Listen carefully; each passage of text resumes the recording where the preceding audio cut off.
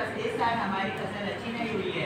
हाँ सब जी, इस बार कीड़े लगने की वजह से मेरी फसल भी खराब हो चुकी है। तो तुमने कीटनाशक दवाई डाली, कीटनाशक दवाई की वजह से हमारी खेत भी खराब हो गई है। अरे तुम लोगों ने दूरदर्शन का चैनल नहीं देखा क्या? उसमें कीटनाशक के बारे में बताया था कि कीटनाशक फसलों के लिए अधिक मात्रा में यूज करने से कीटनाशक फसलों के लिए हानिकारक हो सकता है। मुझे कल कृषि अनुसंधान केंद्र से फोन आया था, वो हमें फसलों के बारे में कुछ जानकारी देना चाहते हैं।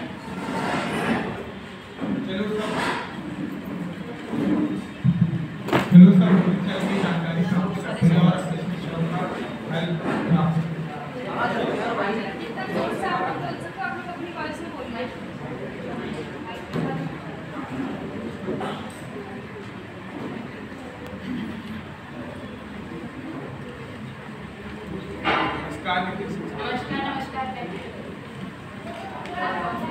साहब हम धोबी गाँव से आए हैं। कल मुझे आपसे फोन आया था। मैं अपने गाँव वालों के साथ फसलों से संबंधित विभिन्न प्रकार की समस्याओं का समाधान के लिए यहाँ आया हूँ। हमारी कुछ और समस्याएं भी है। हाँ, इनके बारे में बात चर्चा करेंगे। फसलों में कीड़े लग गए और हमारी फसल का उत्पादन भी ज़्यादा नहीं हो रहा है। और ऐसा लग रहा है कि हमारे खेत धीरे धीरे बंजर हो जा रहे हैं।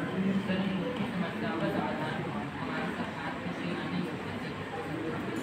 जैसा कि आप सब लोग जानते हैं कि मनुष्य आजकल चावल और गेहूं के इस्तेमाल तक सीमित हो गया है और सीएनजी यानी ग्रेन्स का उपयोग काफ़ी कम हो गया है, जबकि सीएनजी में चावल और गेहूं के मुकाबले ज़्यादा फाइबर, प्रोटीन, कैल्शियम, मैग्नीशियम जैसे कई पोषक तत्व मौजूद होते हैं।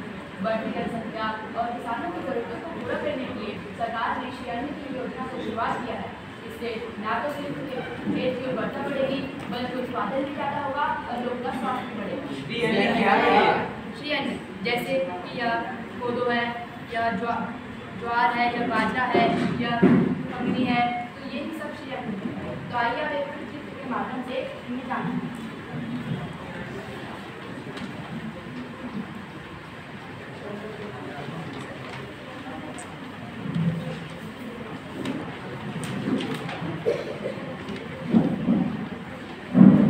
मैं बाजरा हूँ।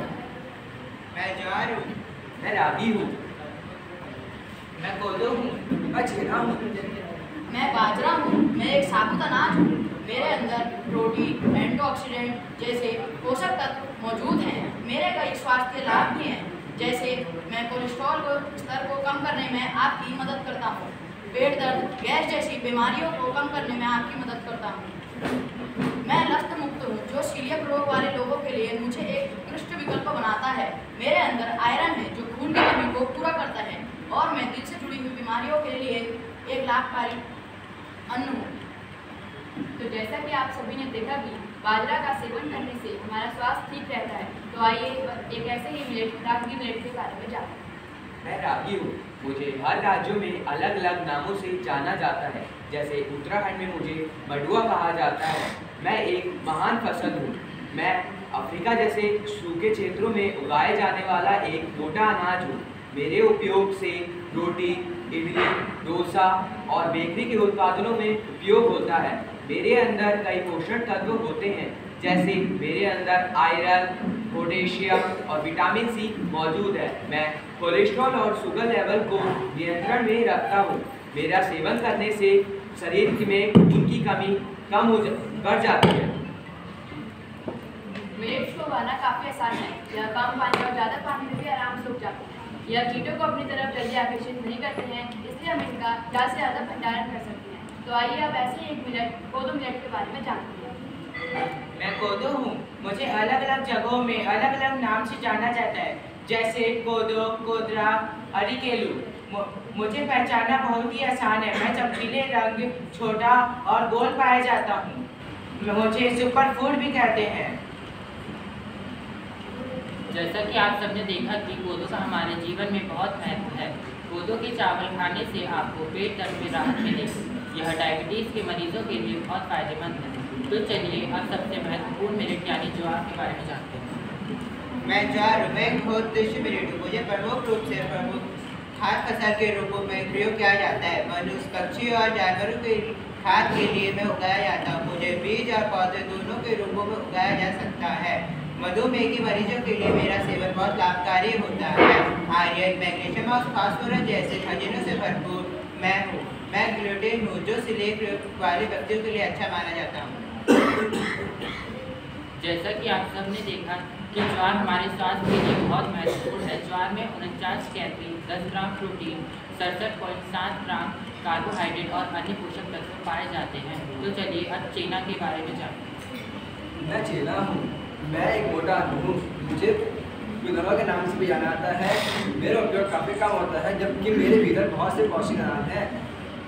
मैं vitamin niacin B complex, folic acid और अन्य आवश्यक फॉलिक एसिड से भरपूर हूँ। मेरे बीजों में उच्च ऋणात्मक लाभ वाले घटक भी होते हैं जो रक्त में कोलेस्ट्रॉल के स्तर को कम करते हैं।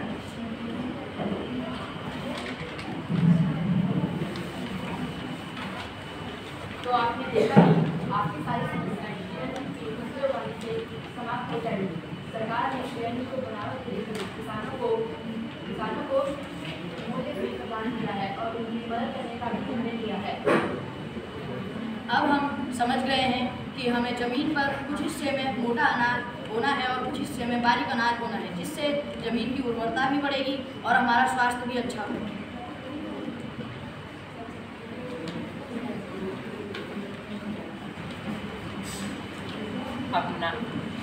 अपनाएं अपना परंपरागत श्री अन्न का आहार, पाएं बेहतर सेहत और स्वास्थ्य का उपहार। धन्यवाद।